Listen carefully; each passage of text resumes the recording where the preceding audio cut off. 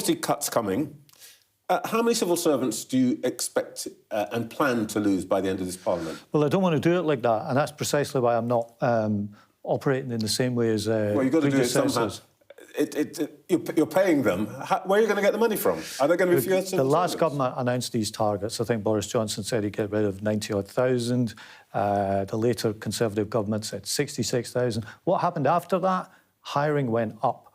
What's really important here is the state has to reform. Now, some of this is about the number of central civil servants. What I'd like to see so there could be a reduction in headcount? There could be, but what I'd like to see is fewer civil servants working in central London, more working in the regions where the property is cheaper and where we can spread around the career opportunities in the civil service.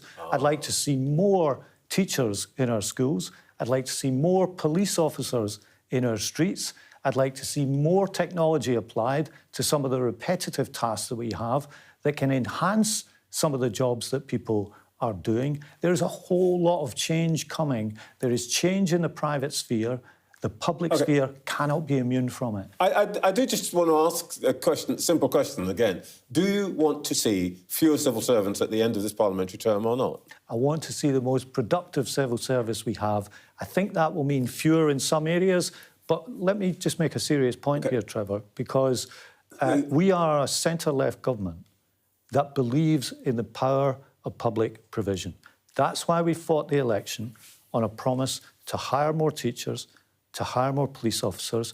We need the people in the NHS to get the waiting list down, and we have to allocate resources that make sure these things happen. Let me just have one more bash at this. Me and you and the Chancellor's watching. What you said so far has not communicated to her that you are going to respond to her request to reduce the spend.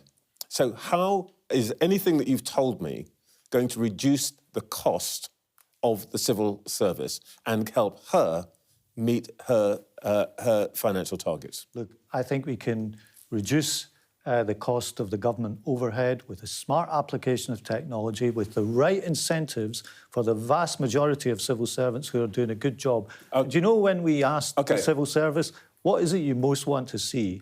They said better performance management. All right. And that's what we want to do. OK, Chancellor's not getting a penny out of you by the sound of it.